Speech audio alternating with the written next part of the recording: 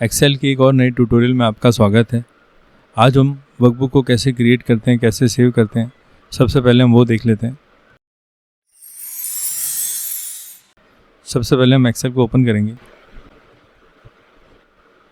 जैसे ही हम blank workbook पे क्लिक करेंगे, न्यू वर्कबुक क्रिएट हो जाएगी। वर्कबुक को क्रिएट करने के लिए हम यहाँ पे क्विक एक्सेस टूलबार में ये न्यू आइकन पे भी क्लिक कर सकते हैं। इस तरह से भी वर्कबुक क्रिएट कर सकते हैं। यहाँ फाइल टैब में जाके हम यहाँ से ब्लैंक वर्कबुक पे क्लिक करके भी वर्कबुक क्रिएट कर सकते हैं। वर्कबुक क्रिएट करने के लिए कीबोर्ड शॉर्टकट की है Ctrl+N। इस तरह से भी हम वर्कबुक को क्रिएट कर सकते हैं। वर्कबुक क्रिएट तो हो गई है, पर अभी ये सेव नहीं है। वर्कबुक को सेव करने के लिए हम यहाँ फाइल में जाएंगे, सेव एज पे क्लिक करेंगे, ब्राउज पे क्लिक करेंगे। यहाँ से फाइल का पाथ दे देंगे। जो भी फाइल नेम हमको रखना है वो यहाँ पे हम सिलेक्ट कर लेंगे और यहाँ से हम सेव एज में जाके एक्सेल वर्कबुक लेंगे। हम एक्सेल वर्कबुक लेंगे तो ये लेटेस्ट वर्जन में ये वर्कबुक सेव होगी। अगर हम चाहते हैं कि प्रीवियस वर्जन में भी ये वर्कबुक ओपन हो तो हम एक्सेल 97/2003 वर्कबुक लेंगे और सेव पे क्लिक कर देंगे। अगर हमने इस वर्कबुक में कुछ मैक्रो को यूज़ किया है तो हम यहाँ से एक्सेल मैक्रो एनेबल्ड वर्कबुक लेके इसको सेव करेंगे। अभी हम एक्सेल वर्कबुक में इसको सेव कर लेते हैं और मैं सेव पे क्लिक कर देता हूँ। वो आप ऊपर देख सकते हैं बुक 4 के साथ सेव टू पीसी लिखा हुआ आ रहा है। वर्कबुक को सेव करने के लिए हम कीबोर्ड शॉर्टकट की Ctrl+S का भी इस्तेमाल कर सकते हैं। वर्कबुक को क्लोज़ करने के लिए हम यहाँ क्लोज पे क्लिक कर सकते हैं। यहाँ तो हम यहाँ से फाइल में जाके यहाँ से क्लोज सिलेक्ट कर सकते हैं। ऐसे भी हम वर्कबुक को क्लोज़ कर सकते हैं। वर्कबुक क्लोज करने के लिए हम कीबोर्ड शॉर्टकट की Ctrl+W का भी इस्तेमाल कर सकते हैं। एट प्रेजेंट इस वर्कबुक के अंदर एक ही शीट है जिसका नाम है शीट 1। अगर हमको और शीट इंसर्ट करनी है तो हम इस प्लस आइकन पर क्लिक करेंगे, शीट इंसर्ट हो जाएगी। शीट को इंसर्ट करने के लिए हम किसी भी शीट टैब पे जाके राइट माउस क्लिक करेंगे और यहाँ से इंसर्ट सिलेक्ट कर सकते हैं। इंसर्ट का डायलॉग बॉक्स ओपन हो जाएगा। यहाँ से हम वर्कशीट सिलेक्ट करके ओके प्रेस कर देंगे। इस तरह से भी हम वर्कशीट इंसर्ट कर सकते हैं। वर्कशीट इंसर्ट करने के लिए हम यहाँ होम टैब में सेल्स ग्रुप में इंसर्ट के इस ड्रॉप डाउन पे क्लिक करेंगे और यहाँ से इंसर्ट शीट दे देंगे। इस तरह से भी हम शीट इंसर्ट कर सकते हैं। शीट को इंसर्ट करने के लिए कीबोर्ड शॉर्टकट की है Shift F11। तो इस तरह से भी हम शीट को इंसर्ट कर सकते हैं। अगर हम कीबोर्ड से Shift F11 प्रेस करें तो जो एक्टिव शीट है उसके लेफ्ट हैंड साइड में शीट इंसर्ट होती है। जैसे अभी शीट 3 एक्टिव है तो अभी शीट 7 करके जो शीट इंसर्ट होगी वो इस एक्टिव शीट के लेफ्ट में इंसर्ट होगी। अगर हम इस प्लस आइकन को क्लिक करते हैं तो जो एक्टिव शीट है उसके राइट में शीट इंसर्ट होती है। जैसे अभी शीट 5 एक्टिव है तो अभी जो शीट 8 इंसर्ट होगी वो इस एक्टिव शीट के राइट में इंसर्ट होगी। अगर हमें किसी शीट को डिलीट करना है तो हम उस शीट टैब पे जाके राइट क्लिक करेंगे और डिलीट सेलेक्ट कर लेंगे। इस तरह से हम शीट को डिलीट कर सकते हैं। शीट को डिलीट करने के लिए हम यहाँ होम टैब में सेल्स ग्रुप में डिलीट पे जाके एंड डिलीट शीट करेंगे और इस तरह से भी शीट को हम डिलीट कर सकते हैं। शीट को डिलीट करने के लिए कीबोर्ड शॉर्टकट की है Alt+L। इस तरह से भी हम शीट को डिलीट कर सकते हैं। अगर हमें किसी शीट को रीनेम करना है तो उस शीट टैब पे हम डबल क्लिक करेंगे और हम शीट को रीनेम कर देंगे। एंटर प्रेस करेंगे और शीट रीनेम हो जाएगी। शीट को रीनेम करने के लिए हम उस शीट टैब के ऊपर राइट माउस क्लिक करेंगे और यहाँ से रीनेम सिलेक्ट कर लेंगे और यहाँ से हमको जो भी नया नाम देना है वो यहाँ पे दे सकते हैं। एंटर प्रेस कर देंगे। शीट को रीनेम करने के लिए हम होम टैब में सेल्स ग्रुप में फॉर्मेट में जाके यहाँ से रीनेम शीट सिलेक्ट कर लेंगे और यहाँ से भी हम शीट को रीनेम कर सकते हैं। अगर हम बहुत सारी शीट्स के साथ काम कर रहे हैं और हमको शीट्स को रीअरेंज करना है तो हम कैसे कर सकते हैं वो हम देख लेते हैं। अभी हम इसके अंदर कुछ और शीट्स इंसर्ट कर लेते हैं। अब सपोज़ कीजिए कि हमको इस शीट 12 को शीट 1 और शीट 2 के बीच में मूव करना है तो इसके ऊपर हम इस शीट टैब के ऊपर जाएंगे, लेफ़्ट माउस बटन को प्रेस करके रखेंगे और ड्रैग करेंगे। एक डाउनवर्ड फेसिंग एरो और एक शीट का सिंबल अपीयर हो जाएगा। अभी इस डाउनवर्ड फेसिंग एरो को हम शीट 1 और शीट 2 के बीच में ले जाएंगे। अब हम लेफ़्ट माउस बटन को रिलीज़ कर देंगे इस तरह से हमने शीट 12 को शीट 1 और शीट 2 के बीच में मूव कर दिया। अगर हम शीट 11 को शीट 2 और शीट 6 के बीच में मूव करना चाहते हैं तो हम इस शीट 11 पे क्लिक करेंगे, होम टैब में फॉर्मेट ग्रुप में यहाँ से मूव और कॉपी शीट का सिलेक्ट कर लेंगे हम, और यहाँ से हमको इसको शीट 2 और शीट 6 के बीच में हम शीट 6 सिलेक्ट कर लेंगे, हम ओके प्रेस कर देंगे। तो शीट 11 जो है शीट 2 और शीट 6 के बीच में आ गई है। अगर हमें किसी शीट, सपोज़ कीजिए हमको शीट 10 को मूव करना है, तो हम शीट टैब के ऊपर जाके राइट माउस क्लिक करेंगे, यहाँ से मूव और कॉपी सिलेक्ट कर लेंगे, मूव और कॉपी का डायलॉग बॉक्स आ जाएगा। अब हमें इसे शीट 6 और शीट 5 के बीच में मूव करना है, तो हम यहाँ शीट 5 सिलेक्ट कर लेंगे और ओके प्रेस कर देंगे। तो शीट 10 जो है वो शीट 6 और शीट 5 के बीच में मूव हो जाएगी।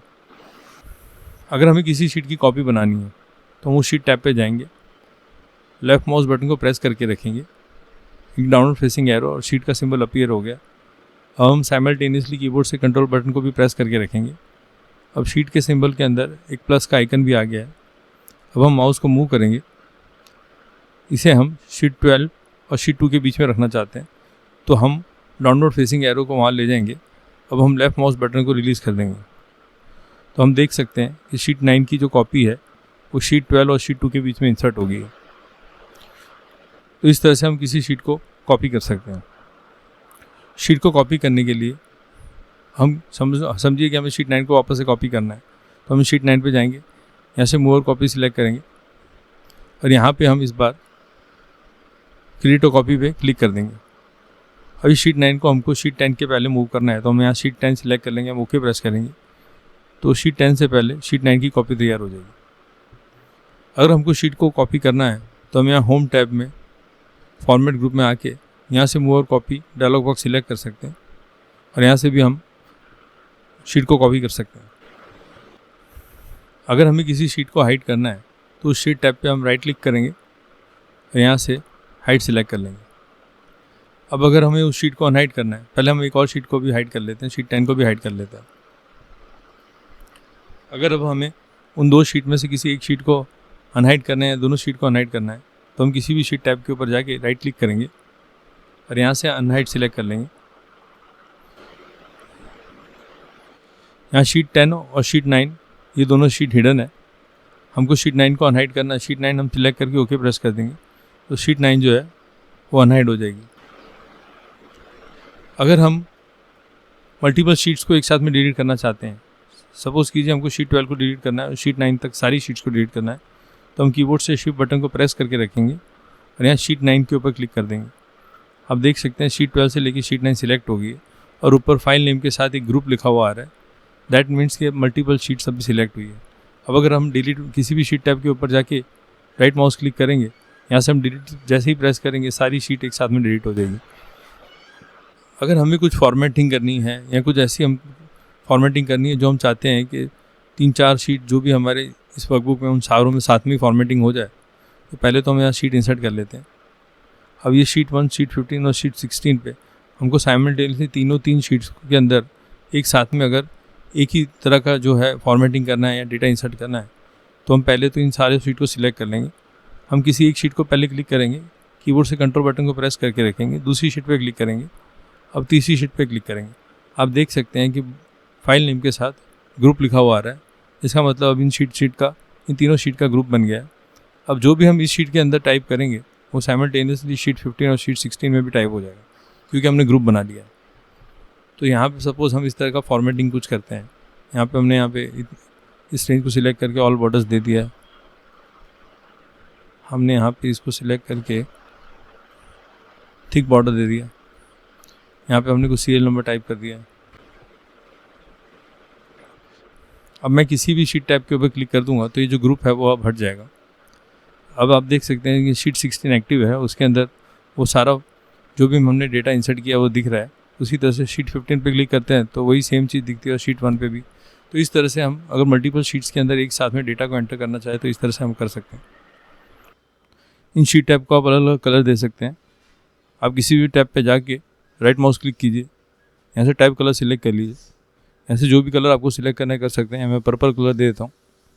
अभी ग्रेडियंट दिख रहा है, जैसे मैं किसी और शीट टैब पे क्लिक करूँगा सॉलिड कलर विजिबल होगा। अभी शीट 3 उसको मैं कोई और कलर देना चाहता हूँ, यहाँ टैब कलर पे जाऊँगा, मैं इस बार ब्लू दे देता हूँ। ओके प्रेस कर देता हूँ। अभी ग्रेडियंट दिख रहा है, जैसे मैं किसी और शीट टाइप पे क्लिक करूँगा सॉलिड कलर दिखेगा। तो इस तरह से आप अलग अलग शीट टाइप को अलग अलग कलर दे सकते हैं। अगर एक्सेल में हमें किसी ऑप्शन पे इजीली जाना है तो हम उसके लिए एक्सेस कीज़ का इस्तेमाल कर सकते हैं। एक्सेस कीज़ को यूज़ करने के लिए हम कीबोर्ड से ऑल्ट बटन को प्रेस करेंगे। अब हम देख सकते हैं कि जितने भी टैब्स हैं उन सारों के साथ कुछ लेटर्स को एसोसिएट किया है।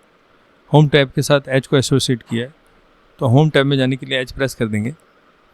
अब होम टैब के अंदर जितनी भी ऑप्शंस है उन सारों के साथ कुछ लेटर्स को एसोसिएट किया है, जैसे कि बोल्ड के साथ 1 को एसोसिएट किया है, बॉर्डर के साथ बी को एसोसिएट किया है। तो अब हम बोल्ड के कुछ ऑप्शंस को यूज़ करके देख लेते हैं। पहले तो मैं यहाँ पे कुछ टाइप कर देता हूँ। मैं वापस से ऑल्ट एच प्रेस करता हूँ। अब बोल्ड के साथ 1 को एसोसिएट किया, तो मैं जैसे ही 1 प्रेस करूँगा ये जो टेक्स्ट है वो बोल्ड हो जाएगी।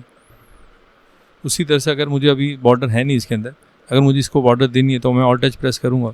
जैसे कि हम जानते हैं कि बॉर्डर के साथ बी को एसोसिएट किया, हम यहाँ पे बी प्रेस करेंगे। अब इसके अंदर भी जो भी सब ऑप्शंस हैं उन सब के साथ भी कुछ ना कुछ लेटर को एसोसिएट किया है। तो यहाँ पे हमको ऑल बॉर्डर्स देनी है तो हम यहाँ ई को प्रेस करेंगे। तो इस तरह से आप देख सकते हैं कि यहाँ पे हमने जो सेल को बॉर्डर दे दिया है। इसी तरह से अगर हम होम टैब के अलावा कोई और टैब में जाना चाहते हैं, सपोज़ कि हमको फार्मूला टैब में जाना है, तो हम ऑल्ट प्रेस करके फार्मूला के साथ एम एसोसिएट किया तो हम एम प्रेस कर लेंगे, हम फार्मूला टैब में आ जाएंगे। उसके अंदर भी जो भी ऑप्शन है उसके साथ भी कुछ अल्फ़ाबेट को एसोसिएट किया, हम उसको प्रेस करके हम वो ऑप्शन को यूज़ कर सकते हैं। Thank you very much for watching this video. Please like and subscribe.